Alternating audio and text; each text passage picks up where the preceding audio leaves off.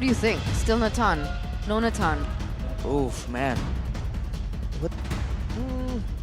I If they think go for Natan Natan, makes sense. he can go for Beatrix again. Yeah, they can save it. They have last pick in the second phase. Okay. So they can just go for a pick for Lemon first. What would that Valentina? be? Lilia Feramis, Valentina. The choice is mine. Oh, Xavier! Okay. against the Baxia. Yeah, against a Lapu as well. But the Lapu, yeah, that's a bit of a It's bit been more concerning. But yeah, yeah. But he won though. Because he has more range. What? Lemon will win because he has more range than a boy on the Navaria. Just So- kidding. True, he's global. Exactly. Global ult. It's a range victory, but we don't know how it's going to play out, especially in the middle of a big fight. But if everyone's corralling together, especially if Vin can maybe pull people together by sealing off areas with the barricade. Oh! Baloy. What a menace. You slick, big brain Baloy man, you. Selena, a signature pick back in Season 10 Oh, no. and back when he was in Onyx PH. The Selena that gave a whole lot of troubles to a lot of teams at M3 as well. It's back. And the combo with the Novaria as well. Exactly. That makes it a lot worse. And the Xavier is going to be very vulnerable to this. Unless he stays at base. I mean, technically. Yeah. Sure. Okay. Gold lane for Skylar now. Alchemy. The art. Last pick, it's going to be the Brody for a bit more utility. But against all of these threats, man. Yeah. Earlier it was the Beatrix and the Novaria. Now it's the Selena Novaria. They are just maximizing this Novaria pick as much as possible. This is a completely different ball game with these choices from both of these teams. If Geek can look for a snowball with a pickoff coming in from Selena in the early game, that's definitely something that they can work with. If it ends up into the late game, they can work with the Novaria combo as well. Meanwhile, RRQ, with the Brody being picked up, do they not need to snowball from the early game? They kind of do. But they can just play for mid-game too. They can just wait for that power spike to hit and then go for brawls. They are a pretty good team fighting comp. Oof. If they want to brawl, they can, but I think for Geek, it's all about trying to find those pickoffs, especially when the neutral objective is up. I almost feel like RRQ needs to try and do something crazy before the neutral objective, like the turtle or lord, is up. But here it is, ladies and gentlemen. Let's welcome you into the land of Dawn for the decider game between the King Slayers and the Pillars of RRQ. Will it be enough? Will Lemon, as well as Vin, be enough to break the 5 consecutive win that the King Slayers have built for themselves? The decider is here, the decider is now, and we will be able to answer it very, very soon. One thing to note, though, is Irad does have his signature pick here on the Fredrin, but with so much utility, so much chip damage available, you have to wonder how well it's gonna go. Good damage earlier. Exactly. What about here, Baloyski with his choices? What is this telling us, Arashi? Inspire for more spammable spells, for more utility, vision as well, and Wilderness Blessing.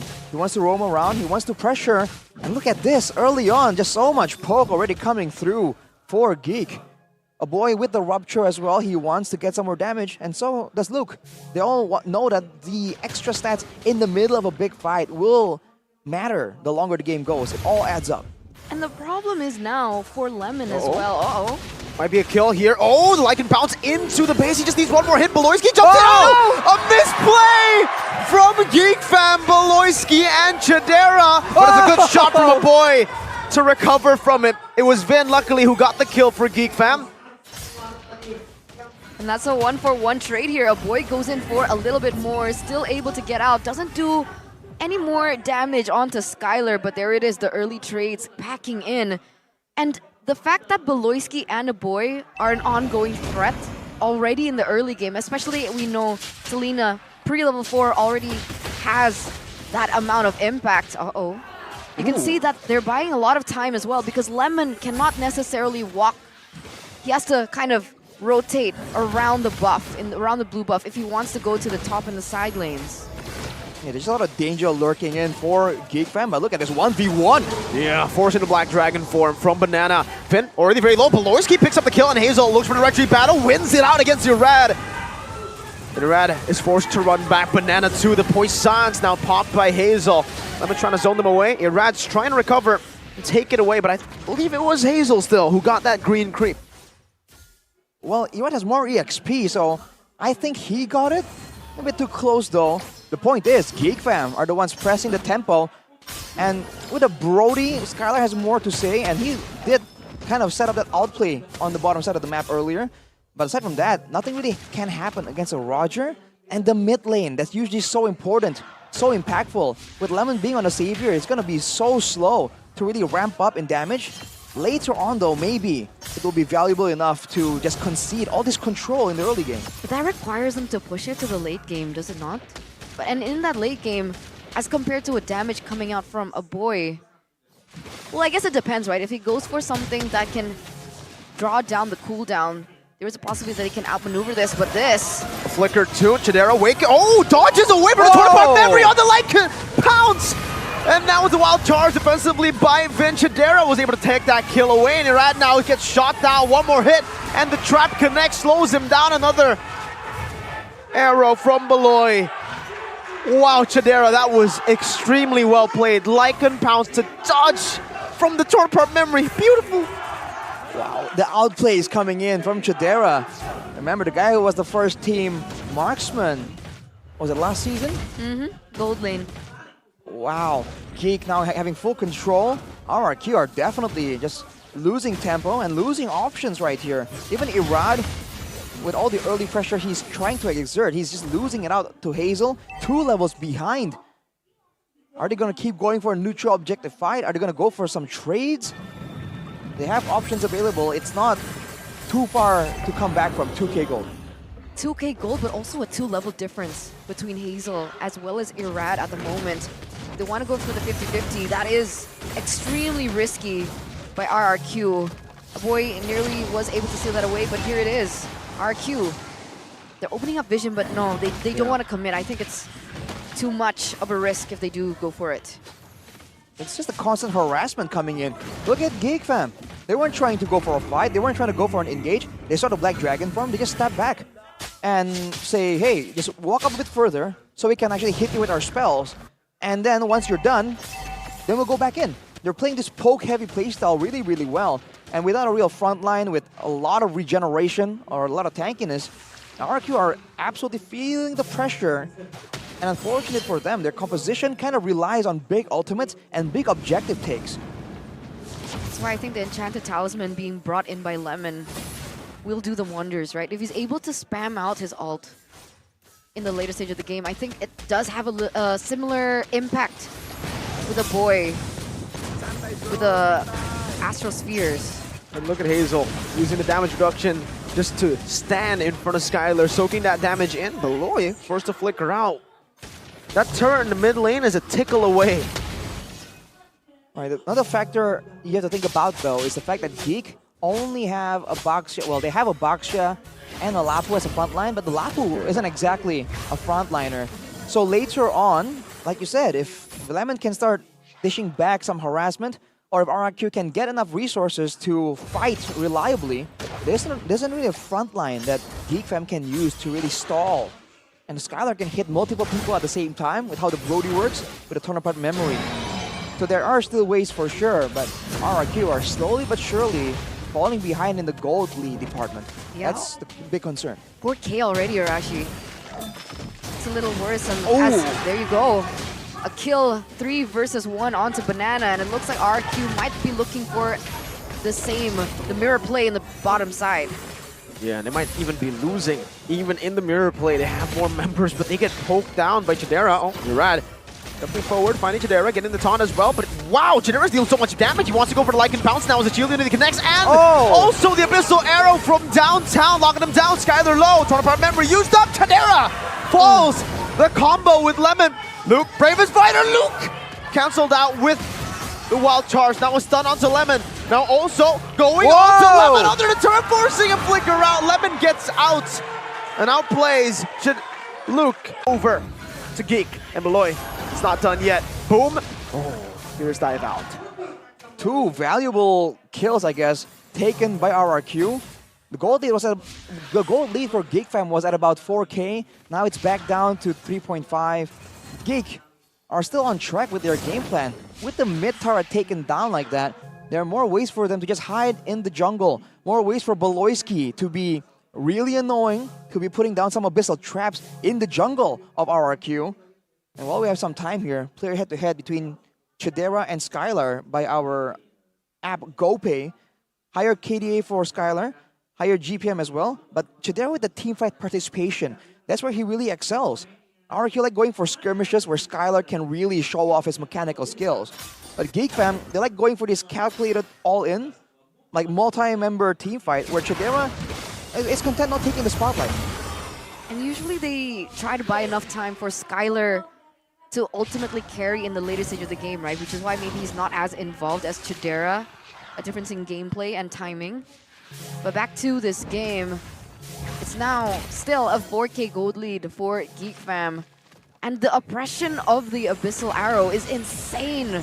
And the traps coming in, there's absolutely no visibility that RRQ can work with. Oh my god, the Dawning Light comboed in with Irad's damage. Now onto Baloyski, still able to kite away, and the Abyssal Arrow too. One shot away, a good stab over, but Irad, if he gets chunked, if he gets traded in for just a roamer, I don't think it's worth it. Vin hits the wall, but that's just it. Only the wall. Aggressive play from RRQ, but for a roamer, surely that isn't worth it. With the next objective spawning in 10 seconds, Irad will be able to roll in. But what can RRQ do? They use so much just to secure a kill onto the roamers, and that's without the team. That was GeekFam unprepared, reacting to an unexpected play. So what do they do, right? I mean, I guess that's already a good trailer as to what we're about to see, right? They're able to utilize Lemon's damage from that kind of range to start something to build up for something, and for Skylar to go for the finish, perhaps. But this Lord dance doesn't look like it's going in favor of RQ at all. They're being zoned out completely. Oh my god, wait, the Lord? Hold up. Wait, hey, Lord? Lord? Happy feet? Lord dancing? Wait, Whoa! wait. Ladies and gentlemen, hold up. That is... What? Wait. Now with the taunt over. Baloyski taken out. The Lord is still bugging out. Look at the bits of it all. Still able to get out. This might actually... Guys, I'm not even joking. This might actually be... Okay, okay. I was scared that it would be like a full, complete reset. But it's back. We're back. Okay, Hazel's 2 levels above. No BALOY in Black Dragon form. Luke as well with Brave Spider now looking for an opening. Has been going to be taken very low. Boy in the back. Also taken down by Banana of all people. That's a retreat battle. Irad wins it in the end. And GeekFam back away, but... Oh man. That's a big steal. A crazy turn of events right there. Both EXP laners diving in, but a boy gets taken out by Banana right there.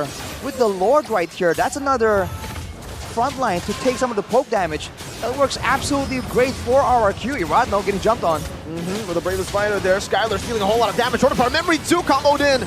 The stun into the wave. Skylar gets the last hit, and RRQ will be able to utilize that advantage. Oh, and then Abyssal Arrow onto Banana. No more though. I thought it was on Skylar, but Luke was able to defend Skylar away from it. But what initially looked like Geek's entire objective to win, with RQ picking it up, that's actually taken away that gold lead by just a bit, right? 3K now, as compared to what was almost a 5K gold lead for Geek. And RRQ, they're going to be able to push that topside turret, not until completion, but that does buy RRQ a little bit of time and a little bit of a win. And look at how much they're respecting GeekFam and their potential. They could have gone for the topside turret, but they back away, just concerned about the punishment coming in. But oh man! That's the combo, man. That's how disgusting it can be. They used the Sphere and Renner Apathy combo earlier. Now it's the Arrow and the Sphere. Is Baloyski building damage?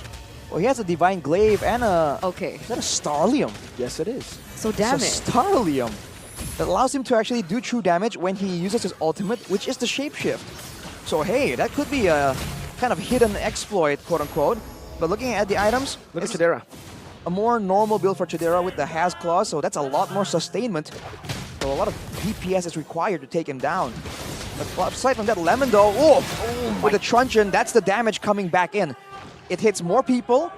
It can be spammable as well, and in a full-on long-duration fight, it could be better. Whoa! A random flicker in. He thought there would be more members there. Abyssal Arrow now connecting onto Banana. Astral Spirit locking him down, and Roger just picks him up with a Lycan Pounce now, looking for more. Purifies in. Luke goes in for the stun, unable to find more. Skylar's low, very, very low. Baloyski's looking for the arrow to finish him off once and for all. An Abyssal Arrow into the shield unity, and Irad gets comboed. To hell all the way. Vin almost gets shot down too. That was insane. So unlucky. Vin Super. went for the big play there, but he flickered over Hazel. That's what we're talking about. RRQ is great at just surprising their opposition with explosiveness. But when it doesn't work out, it looks very jarring. Just not like good. that, the gold lead is back. But I mean, RRQ, they have some more items to deal with. The amount of Athena shields being built, though, is so understandable right now. A boy with the angles. Lemon is half. Skylar is half. A boy is legit just playing around with them, man. And another shot to Skylar. A boy is disgusting. Not giving a single chance over to RRQ Hoshi in the 14th minute of the game. They're suffocating. Again, the poke. I think they were banking that Lemon could match or even outshine the poke coming in from Baloyski and a boy, but truly it really hasn't. Not yet anyway. Not quite just yet. And I think where he really shines is if they go for a fight and it's a small corridor. It functions almost like a low Yi, where you can put down your spells and you can spam it out. Especially if Lemon can get to the full charges. And if the front line can take the damage like this, you can see Lemon does have output, but look at that, Irad! Deleted! That's the tank. That's the man you want to be frontline. He took the damage and he couldn't handle it. Now it's Vin, Banana, Skylar, and Lemon to defend. Up top, the turret, vulnerable. Chidera will go to Lycan form to deal with it. A few Astral Spheres dodged away from Chidera, gets rid of the turret up top. Now a wave in the mid lane. A Bravest Fighter by Luke as well. Has the flicker, can go for it. Banana gets mounted! Oh my god! Deleted Luke now in the midst of it all, jumps in with the Bravest Fighter into the back. The Abyssal Arrow from Baloyski finds another, and it's a wipeout. The alien and the captain isn't enough to save the Kings from the Kingslayers. And they retain their reputation. They retain their title. The King Slayers once again reign supreme over Rex, Reg MK on the Kings of Kings.